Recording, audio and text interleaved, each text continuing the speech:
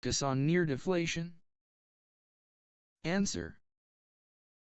Near deflation is important because small changes can matter more when demand is weak and margins are tight. In such environments, policy signals such as subsidies, tariffs, financing rules, or regulatory timing can change the relative attractiveness of alternatives. So the main issue is not only forecasting error, but ranking instability. If pressed, I use near deflation as a decision context where policy sensitivity becomes stronger and rank reversal becomes more likely. 2. Why not use macroeconomic forecasting? Answer. The framework does not reject forecasting completely. The point is that in policy-sensitive settings, point forecasts may be fragile. Instead of relying on one forecast, I define plausible regimes and test whether the ranking remains stable across them. If pressed, forecasts can still inform scenario design, but the final recommendation should not depend on one predicted macro path. 3. How do you construct the scenarios? Answer. Scenarios are constructed as coherent regimes rather than exact predictions. In this study, the key axes are policy stance and financing or logistics conditions. Each scenario should be plausible, internally consistent, and small enough in number for stakeholder discussion. If pressed, the goal is not to cover every possible future, but to cover the major policy-relevant regimes that could change the ranking. Your draft also frames scenarios as plausible policy/economic regimes rather than macro forecasts. 4. How do you define the weight uncertainty set W? Answer. I start from a baseline weight vector, which can be elicited from stakeholders using methods such as AHP, BWM, swing weighting, or expert discussion. Then I define a plausible uncertainty set around it. For example, each criterion weight may vary within a reasonable range, while all weights still sum to 1. If pressed, the exact form of W depends on the application. In this presentation, I use it mainly to represent preference ambiguity and possible shifts in stakeholder priorities. 5. Is your case study empirical or illustrative? Answer. It is an illustrative case. The purpose is to demonstrate how the framework works, how alternatives, criteria, scenarios, weights, and diagnostics are connected. It is not presented as a fully validated empirical case with proprietary firm-level data. If pressed, the next step is empirical validation using real decision data and stakeholder-elicited weights. 6. Why use a supply chain case in a policy analytics session? Answer. The supply chain case is an example of a broader class of policy-sensitive decisions. Supply chain strategy can be affected by tariffs, subsidies, financing conditions, industrial policy, and logistics disruptions. So although the case is supply chain oriented, the framework is intended for broader policy-sensitive ranking problems, including infrastructure, climate adaptation, and public investment.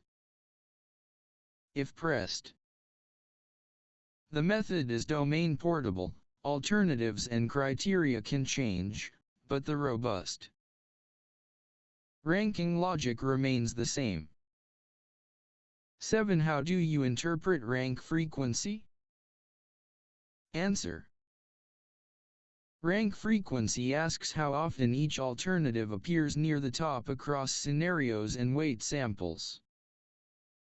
It helps distinguish alternatives that are consistently strong from alternatives that only look good under one narrow assumption. If pressed, I would not interpret it as a probability forecast. I interpret it as a stability diagnostic.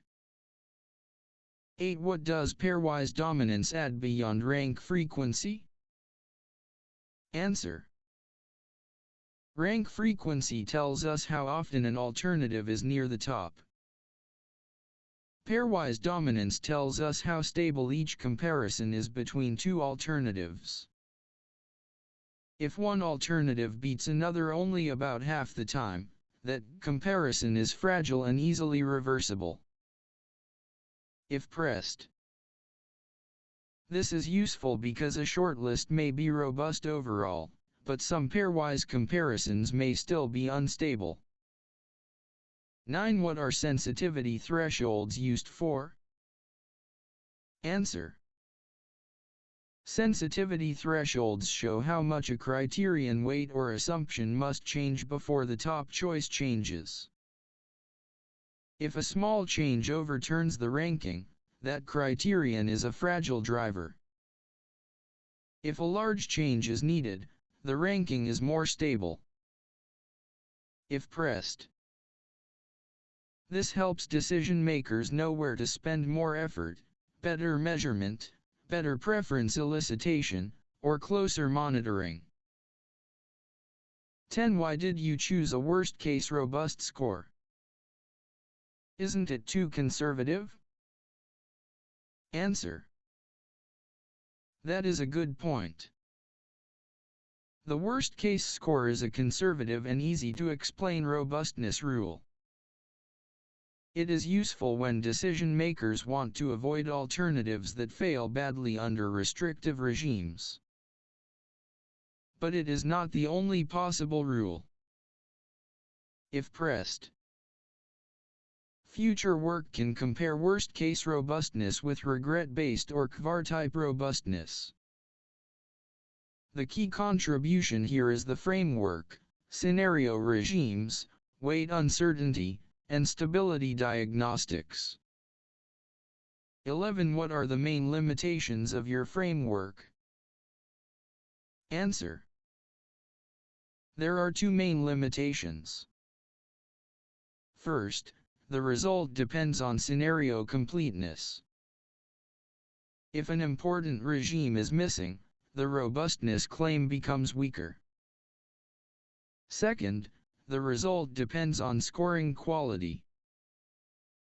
If expert scoring or proxy data are poor, the diagnostics may be misleading. If pressed, so the framework does not remove judgment. It makes judgment explicit, testable, and easier to challenge. 12. When would this framework not be necessary? Answer. If rankings are already stable under plausible scenarios and weight variations, then a simpler MCDM method may be sufficient. Robustness is useful when rankings are fragile, not when the decision is already insensitive to uncertainty. If pressed, this is also the falsifiability condition. If robust diagnostics do not reduce rank reversal or improve decision confidence in real applications, then the framework should be simplified. Your draft states this competing hypothesis clearly. Conventional MCDM may be enough if ranking volatility is negligible. 13. How would you validate the framework empirically? Answer. I would validate it in 3 ways. First, apply it to real decision cases with stakeholder-elicited weights. Second, compare conventional single-scenario rankings with robust rankings. Third, check whether the robust diagnostics reduce rank reversals or improve decision confidence. If pressed. Possible empirical settings include supply chain investment, infrastructure planning, energy policy, or climate adaptation decisions. 14. What is the main takeaway for practitioners? Answer. The main takeaway is that decision makers should not only ask which option ranks first. They should ask whether the ranking remains stable when policy regimes and stakeholder priorities change. If pressed. So the final output should be a robust shortlist, overturn conditions, and monitoring triggers, not just a single winner. Q. Is this a forecasting model? No. It is a robustness framework. Forecasts may inform scenarios, but the recommendation is based on ranking stability across plausible regimes. Q. Is the case empirical? The case is illustrative. It demonstrates the workflow and diagnostics. The next step is validation with real decision data. Q. What is your core contribution? The contribution is a policy-aware MCDM workflow that combines scenario regimes, weight uncertainty, and stability diagnostics to reduce rank reversal risk. The first score evaluates an option under one scenario and one weight set. The robust score checks whether it remains acceptable across plausible scenarios and weights. They represent diagnostic frequencies across scenario and weight samples. In this presentation, they are used to illustrate the reporting logic. Empirical validation would require real decision data. The framework is designed for policy-sensitive ranking problems, not only for supply chain decisions. Under policy uncertainty, confidence should come from stability evidence, not from a single forecast.